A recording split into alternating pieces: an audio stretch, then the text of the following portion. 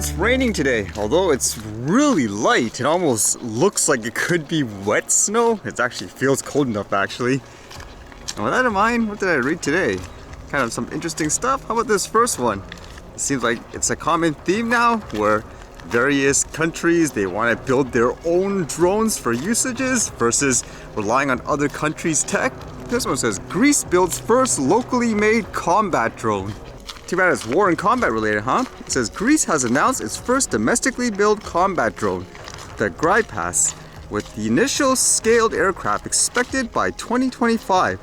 In September, the Hellenic aerospace industry, in cooperation with Aristotle Thessaly and Democritus universities, presented Greece's first national drone, the Archytas, advertised as the inaugural system in a line of upcoming unmanned technologies. The Grypas, announced January 13th, is the second platform born out of that joint production, while the development of the drone will follow a very similar pattern as the Archytas project. Its design will be based on a different concept of operations to respond to diverse mission requirements.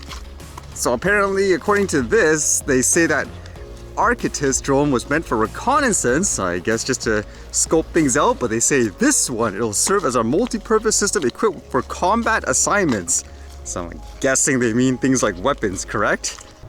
This part made me think too, because it says universities will contribute their knowledge at specific and already defined domains, mostly regarding the non-operational part of the drone. Certification, integration, and mission aspects will be covered exclusively by HAI as the sole owner of the product. Nicholas Cockles, Director of Research, Design, and New Programs at HAI, told Defense News in January 24th email. However, the Grypas case, the aircraft itself and the payload will be significantly larger with a more modular design, Cockles added. It made me think, because if you're a student, let's just say in a university, and you know your work or knowledge is going to be contributing to creating these types of weapons per se, would that discourage you from even being in the field?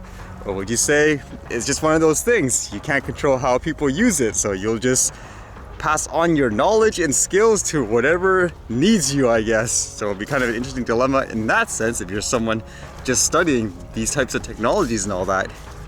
And this one I wrote was kind of interesting. It dealt with the CBC, where it seemed like they were the news. From what I gather, it dealt with a story where they mentioned certain emails, I guess, made someone or something look bad. But at the end of the day, they actually never read these emails themselves, but the report kind of came out as that, so they had to do a retraction. This one says, CBC now admits they published story on Alberta Premier's office emailing Crown Prosecution Service without actually seeing the emails in question. It says on January 19th, CBC published a story claiming the Alberta Premier's office contacted a Crown prosecutor in relation to a court case regarding border protests. A staffer in Alberta Premier Danielle Smith's office sent a series of emails to the Alberta Crown Prosecution Service, challenging prosecutors' assessment and direction on the cases stemming from the Couts border blockades and protests, CBC News has learned. But CBC neglected to mention something quite important. They did not actually see the emails. Now, 4 days later, they issued an update. It says here the editor's note, the original version of this story, published January 19th, neglected to note that the CBC News has not seen the emails in question. So now they say with the update, it says, the emails were sent last fall according to the source whom CBC has agreed not to identify because they fear they could lose their jobs. CBC has not seen the emails. So that's really bad if that's the case, where they basically published something as if it was, quote, facts, but they never actually verified it. Especially if you are an organization, you have all this money and resources, like public funding, for example, to run a news organization. That sure doesn't help, I guess, to perception, where a lot of people here, they say, quote, defund, I guess, CBC. They don't want any more, I guess, funding towards them in terms of, I guess, taxpayer money and so forth. Or at the same time, people always saying, fake news, big media. That doesn't help with that perception, huh? And according to this too, they were saying the timing was interesting because I guess there was something going on politically, and they're wondering, was this done as a way to hurt, let's just say, a quote political opponent that somebody doesn't like? Either way, a lot of people probably read it and assumed the worst already, and they probably won't read the retractions at all. It reminds me of that drone footage, if you guys remember, where the CBC, they posted that fake drone video the one with the drone crashing into an airplane wing and it just sliced through it like butter. They use that as like, I guess, actual facts in a way where people interpret, wow, drones are dangerous. And they never actually, to my knowledge, made a retraction on TV. There was just like a little note or whatever that they gave people like in emails and all that too. So yeah, it's kind of crazy in that sense. Like the damage has been done, correct? It makes me think too with that conversation on how a lot of social media sites, they say when it comes to things like the news, they will actually, I guess, deboost independent people or something like that they don't determine that's reliable versus a big company, an organization like this, like the CBC, they would be the authoritative source. I mean, how do you guarantee it's not going to be like the case here?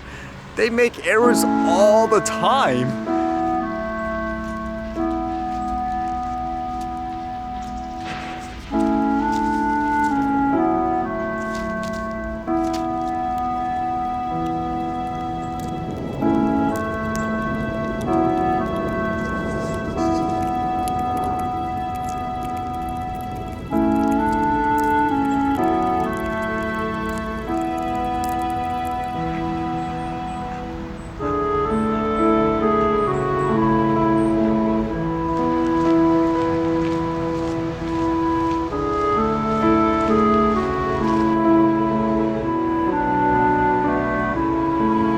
Looks like the rain did stop over here.